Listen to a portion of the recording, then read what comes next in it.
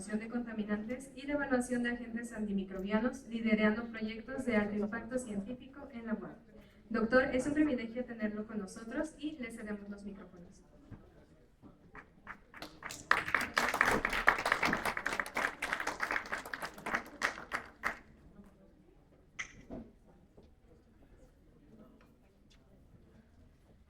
Hola, ¿qué tal? Buenas tardes.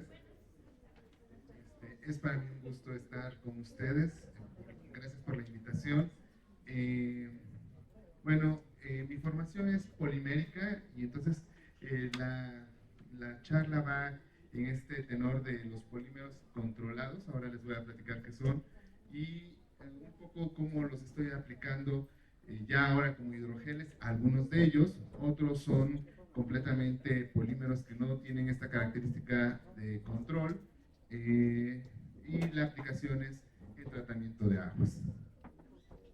Bueno, a grosso modo, de forma muy general, pues los polímeros son macromoléculas que contienen unidades repetitivas, y bueno, esas unidades repetitivas son monómeros o que son fácilmente de identificar, ¿no? Encontramos en la naturaleza polímeros como la celulosa, el almidón, el quitosano y algunos otros como la seda, lana, cashmere, alpaca, algodón, que son los que, bueno, tradicionalmente se usaban y que posteriormente pues fueron desplazados por los sintéticos, que si se dan cuenta, bueno, no sé qué tan familiarizados con los polímeros, pero lo que hicimos ahí de 1900, finales de 1800, fue generar esos grupos funcionales que están presentes en polímeros naturales, perdón, como este, ¿no?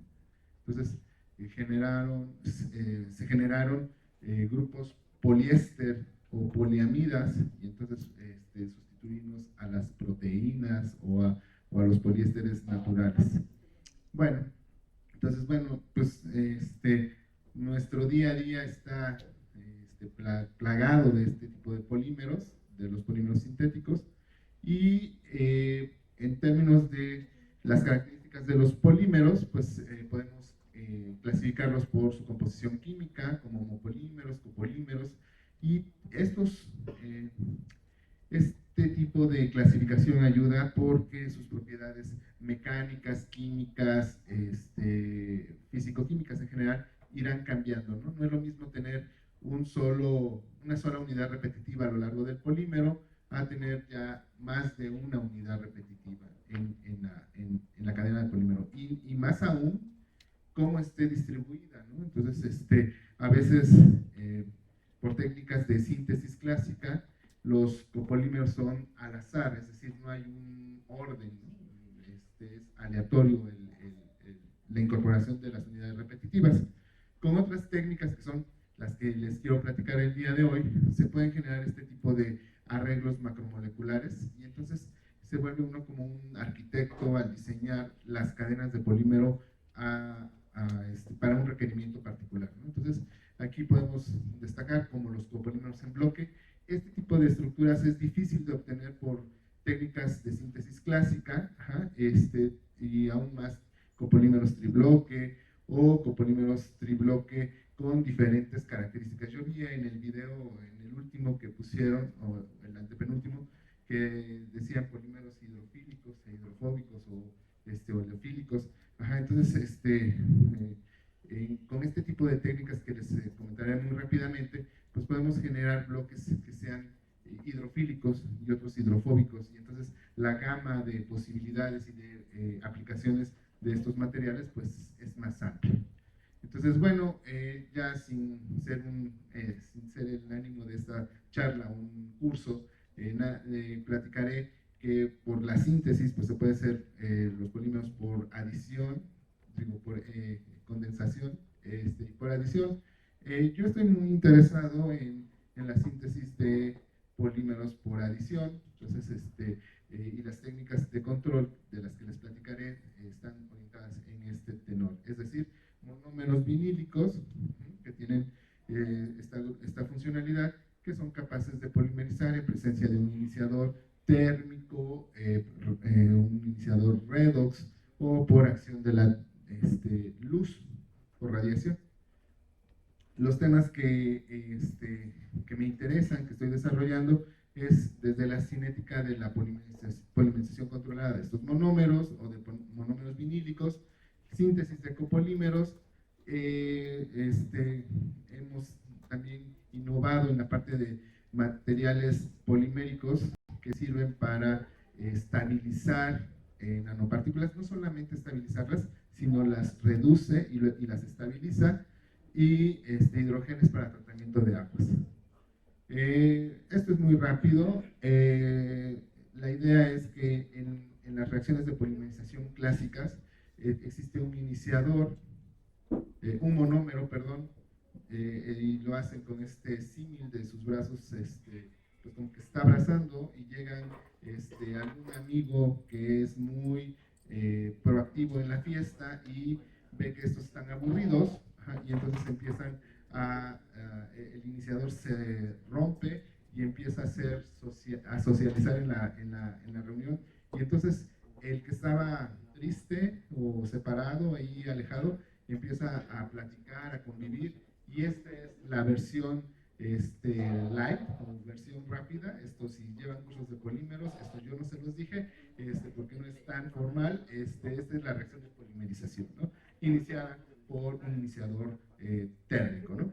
Entonces, es tan, no sé, ustedes que son muy jóvenes me podrían hacer la precisión, pero a lo mejor si van a una fiesta donde habemos unos ya no tan jóvenes, andamos medios aburridos, y si ustedes son tan dinámicos, pues nos van a motivar tanto, que nos vamos a acordar de nuestros tiempos de juventud, y vamos a empezar nos vamos a desconocer nosotros mismos, ¿no? Entonces, el punto aquí es que eso ocurre en las reacciones de polimerización de los polímeros que tenemos, por ejemplo, el polímero de aquí. Los polímeros que gusten, la mayoría lleva este proceso, salvo los polímeros que se obtienen por condensación. Y lo que quiero destacar es que no hay un orden, o sea, la naturaleza química de la reacción es así. Este individuo reacciona con estos, y estos se emocionan y empiezan no sé si en las fiestas de matrimonio todavía se usa lo de la víbora de la mar. Hagan de cuenta algo así, empiezan a agarrar a todos los que están sentados y empiezan a hacer una cadenota muy grande, ¿no? O sea, eso ocurre muchas veces, y lo que obtenemos es pesos moleculares, una distribución de pesos moleculares, es decir, yo lo digo en clase, perdón por lo burdo de mi explicación, es como en la tamalera, ¿no? Hay de mole, de dulce y de rajas, o sea, hay polímeros pequeños, medianos y grandes, ¿no? Y entonces a veces para aplicaciones en procesamiento, eso impacta que que un polímero tenga una distribución amplia de pesos moleculares. No solo eso, en aplicaciones para espesantes, para aplicaciones ya muy particulares, pues se desea que los polímeros sean uniformes, y de ahí viene la palabra, o por eso el término controlado. Y entonces se pueden generar, o podemos visualizar este tipo de estructuras, ¿no? Telequélicos, dibloque, tribloque, estos polímeros que son un poquito más, pues poco clásicos, como estrellas, como copolímeros en injerto, donde podemos controlar el tamaño del injerto y el espaciamiento, ¿no? Entonces, por eso les digo que estas técnicas se vuelven, o quien hace esto, pues se vuelve un arquitecto macromolecular, ¿no? Unos de esos arquitectos son estas personas que trabajan en Australia y desarrollaron este mecanismo. No es mi finalidad explicarlo a detalle, ya en la tesis doctoral me lo analizaron, entonces no es esa la idea. Básicamente es un polímero que crece y un controlador, es decir, como cuando ustedes eran muy pequeños y estaban en el kindergarten o en el jardín de niños, y había una maestra muy exigente y les decía, espérate, tranquilo, ¿no? Así básicamente es esto, este compuesto químico es lo que hace, controla el crecimiento de las cadenas de polímeros. quedan funcionalizados. ¿Qué es funcionalizados? Que puede crecer o modificarse posteriormente esa cadena en crecimiento. Entonces se le conoce o se le conocía anteriormente como polímeros vivientes. ¿Por qué? Porque esta reacción de polimerización, o esta reacción en particular, la de puntito con puntito, o sea, un radical libre con otro radical, genera un polímero de cadena muerta, ¿no? Entonces esa ya no crece, ya es inactiva a la reacción de polimerización, y esta de aquí, por ejemplo, es una cadena de polímero inactiva temporalmente que experimenta reacciones reversibles. Esto es lo que ocurre, que como en desfile del 5 de mayo, bueno, yo vengo de donde se celebra, todo se para el 5 de mayo, entonces así van todos los, se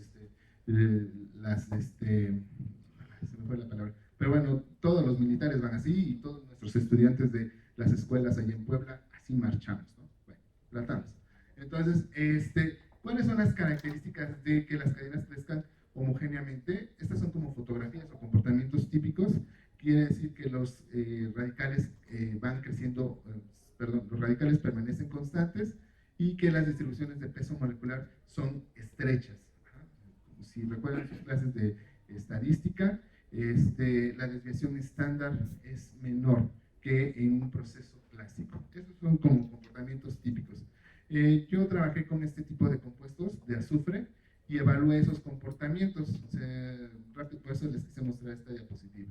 Y entonces, si se dan cuenta, algunos comportamientos sí los mostró, como esto de mantener constante las especies radicalarias, un poco el peso molecular, por eso aquí tiene como un tachecito y una palomita, porque como que sí se comportaba como cadenas que crecían, pero no crecían desde el inicio homogéneamente, ¿no? Sino como que tenían un comportamiento de que se alborotaban y después ya crecían más ordenadamente.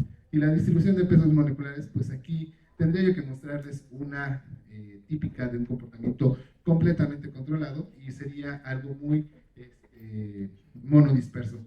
Esto sí crece con el tiempo, pero es en estricto sentido, esto es con una dispersidad amplia.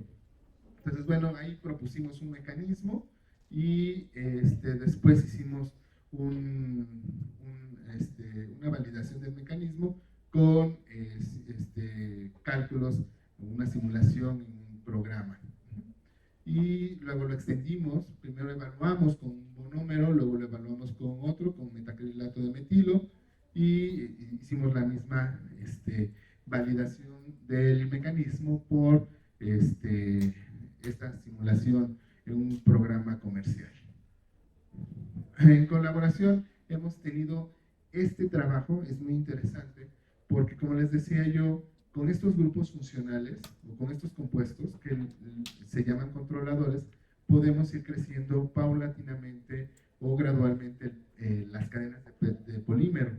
Y entonces todas, o mayoritariamente todas, eso se espera, son casi del mismo tamaño, ¿no? Entonces, yo pongo el ejemplo en clase de si aquí aleatoriamente seleccionáramos a 4 personas y quisiéramos cargar, bueno, o yo les pidiera que cargaran un piano con la idea de que el piano fuera completamente horizontal, ¿creen que se lograría? Tal vez sí se lograría, porque tendrían que nivelar. ¿Qué tendrían que nivelar entre esas 4 personas? El peso, o sea, la fuerza. O sea, la fuerza con la que están cargando el piano. ¿Qué tal que hay alguien que va al gimnasio, que desayuna sanamente, y otros que a lo mejor aquí en la estación del metro compramos un dulce, ¿no? Entonces, ¿tendremos la misma fuerza para cargar el piano? No. Entonces, la idea de los polímeros controlados es que la propiedad que se analice o la propiedad en la que incida sea lo más homogénea, ¿no? Entonces, al ser polímeros muy estrechos en peso molecular, bueno, en la distribución, pues la propiedad va a ser muy similar a la de la de todas las cadenas de polímero. Ajá, entonces aquí lo que se evaluó es la incorporación de un primer monómero, de un segundo monómero, de un tercer monómero. Nos pusimos a esto básicamente Lego, ¿no? Ustedes agarran unos bloques color azul, luego unos rojos, unos verdes, y ahí se van armando las cadenas de polímero, y esto la intención era usarlo como espesantes. Se extendió a este tipo de arreglos, y bueno, con el estudiante pues publicamos este artículo y fue acreedor a una mención. Con otro estudiante que desarrolló su tesis de maestría, hicimos también polímeros controlados de este tipo de estireno y acrilamida. Este es un claro ejemplo del caso que citaba yo de lo que presentaron sus compañeros. Este es un monómero que no le gusta el agua y que sí le gusta el agua, ¿no? Entonces, en la literatura está reportado que es complicado generar este tipo de copolímeros por una cuestión que se llama relaciones de reactividad y que no es mi área de expertise, pero en procesos en emulsión, en suspensión, es donde se logra, ¿no? Entonces, nosotros lo hicimos con el estudiante y fue muy grato obtener este tipo de estructuras que pues las validamos por la espectroscopía de infrarrojo, o sea, los grupos funcionales, por resonancia magnética nuclear, determinamos la composición, si mal no recuerdo, del copolímero y por GPC o su peso molecular. Entonces, si bien no es una distribución tan estrecha, fue alentadora porque está por debajo del 1.5, que típicamente es como el margen para decir que lo que es controlado es medianamente controlado. Entonces, después de estos experimentos y trabajos que hemos hecho en polímeros controlados, una colaboración que establecí con una colega de ahí de la misma institución, nos orientamos a que yo tenía experiencia en polímeros, ella tenía experiencia en síntesis de nanopartículas, y entonces empezamos a trabajar con nanopartículas, bueno, generando nanopartículas de oro. Las hemos hecho con diferentes estrategias. Hicimos primero la poliacrilamida hidrolizada a diferentes pHs, y con esas poliacrilamidas hidrolizadas estabilizamos nanopartículas de oro que fueron sintetizadas por el método más tradicional, que tan tradicional, no me acuerdo el nombre, una disculpa, las obtuvo, las estabilizó y bueno, hizo la caracterización del plasmón por ultravioleta visible y por microscopía, encontrando pues nanopartículas homogéneas menores o alrededor de 20 a 30 nanómetros. Otra estrategia que se hizo con este estudiante que se doctoró hace 3 años fue sintetizar copolímeros, y ahora copolímeros controlados, de acrilamida con este otro monómero que se llama N-isopropilacrilamida. La ventaja de la N-isopropilacrilamida, o la característica de este monómero, es que cuando se polimeriza es por debajo de una temperatura es soluble y por arriba de una temperatura es insoluble. Y eso se llama LSCT. Ese fenómeno es dado por las interacciones entre soluto-soluto y soluto-disolvente. Entonces es muy padre, y a este polímero, bueno, ya como polímero se le conoce como polímero inteligente porque tiene una respuesta a un efecto, en este caso pues la temperatura, pero también puede ser el pH, alguna otra cosa. Y entonces generamos este tipo de copolímeros tribloque controlados con un segmento de acrilamida, otro segmento de N-isopropilacrilamida y otro de acrilamida. Y fue usado como template para estabilizar nanopartículas de oro. Y bueno, aquí está el mecanismo, así muy general, de cómo se fueron obteniendo los diferentes bloques.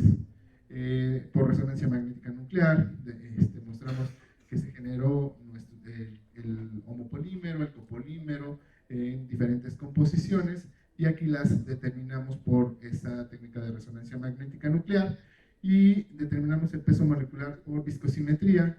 Entonces, si se dan cuenta, pues son polímeros pues no tan grandes pensando que un polímero comercial puede tener a lo mejor hasta peso molecular de 1.000.000 gramos mol, ¿no?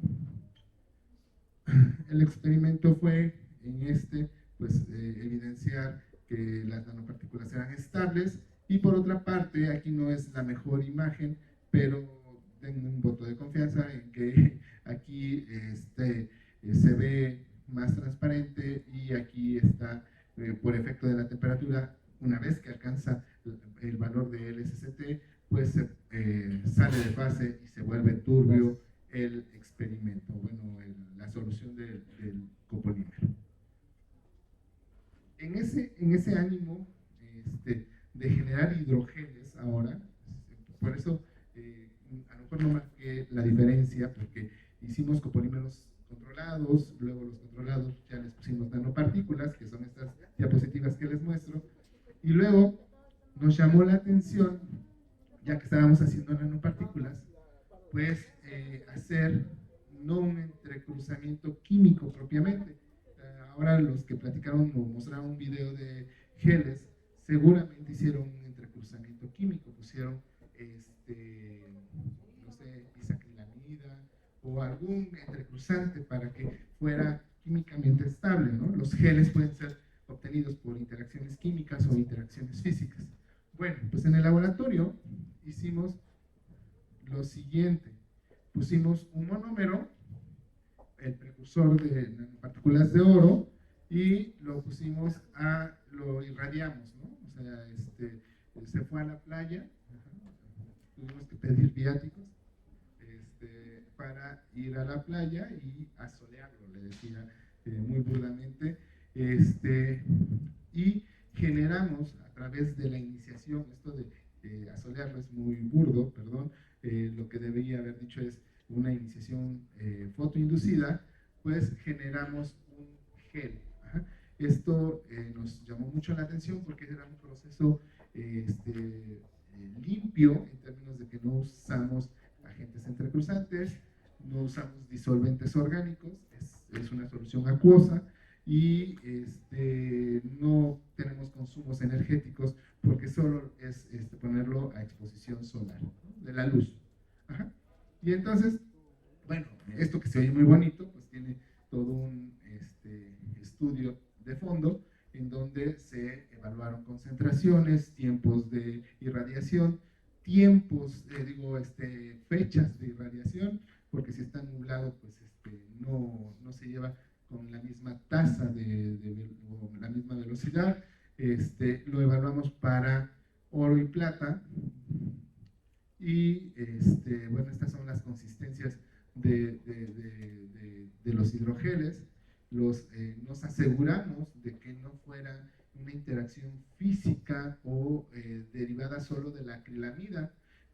Existen reportes donde solo la acrilamida puede coordinarse o puede tener una interacción con las nanopartículas y generar este efecto de gel físico. En nuestro caso, pues hicimos los análisis y la experimentación para validar eso. Y bueno, como está ampliamente reportado para las nanopartículas de plata el efecto antimicrobiano, pues también fuimos a evaluar para las nanopartículas de oro, y bueno, obtuvimos unos resultados muy alentadores. Ahora, fue el trabajo de la estudiante de doctorado. Ahora está otra estudiante de doctorado en esta línea, está evaluando diferentes monómeros. Aquí nada más evaluamos acrilamida, y con acrilamida funciona muy bien. Y luego nos fuimos a acrilamida con otros monómeros. Y finalmente, estamos desarrollando hidrogeles cargados con biopolímeros para el tratamiento de aguas. Esto es nuestros primeros resultados de ya hace 2-3 años, en donde trabajamos solo con poliacrilamida. Determinamos la parte del transporte, cómo ocurre el transporte del agua en la matriz polimérica, y ahora lo hemos extendido a cargarlos con diferentes biopolímeros, como almidón, otras gomas como la de tragacanto, etcétera. Y bueno, aquí nada más pongo un ejemplo de la polietileno en un agua modelo, ¿no? Entonces, este es un ejemplo de varios que ya tenemos en el laboratorio. Bueno, pues sin más que comentar, pues me permito agradecer las colaboraciones, muchas de la facultad, con el doctor Hugo, que está aquí con nosotros, del Politécnico, con el doctor Javier del SICA, el doctor José Juan, que es profesor de estancia postdoctoral, que llegó ahí conmigo al laboratorio, algunos estudiantes que han obtenido el grado en el laboratorio y pues los alumnos que actualmente están desarrollando tesis. Yolanda está por obtener el grado, ella siguió trabajando en nanopartículas de plata, Rubí está trabajando en nanopartículas de oro y plata, y bimetálicas con diferentes monómeros. Abril está trabajando en hidrogeles con estas gomas naturales. Alejandro está retomando la parte de los polímeros controlados. Y Dulce García, que es una estudiante codirigida con la doctora Valeria, está haciendo nanopartículas de oro para para aplicaciones como agentes cicatrizantes. Por mi parte es todo. Muchas gracias. Agradecemos al doctor Jesús Guillermo Soriano por esta excelente ponencia y vamos a dar inicio a la sección de preguntas y respuestas. Lo vamos a acotar a 2 por cuestiones de tiempo. ¿Alguien desea comenzar? Okay. ¿Alguien me puede ayudar a pasar el micrófono, por favor?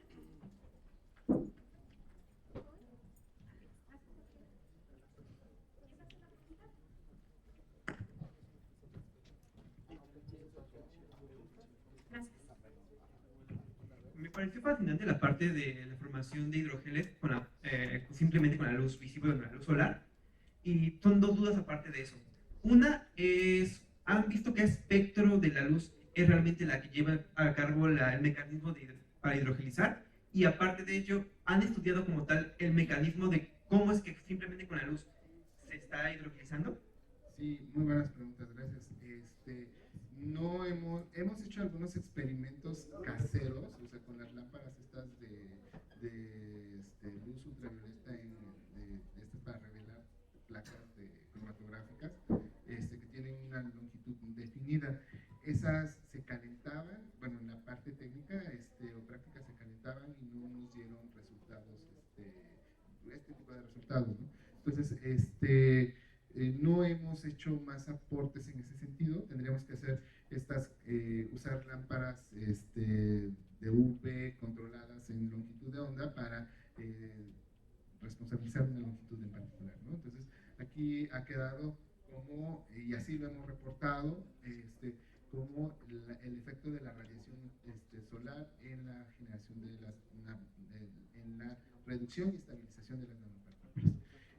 La otra pregunta es, en términos del mecanismo, estamos pues armando un rompecabezas. Ya tenemos una propuesta que con base en los resultados que tenemos, con la variación de los monómeros, que es lo que está haciendo la estudiante de doctorado, en el ánimo de ver si es un efecto, bueno, la responsable es el grupo amina de la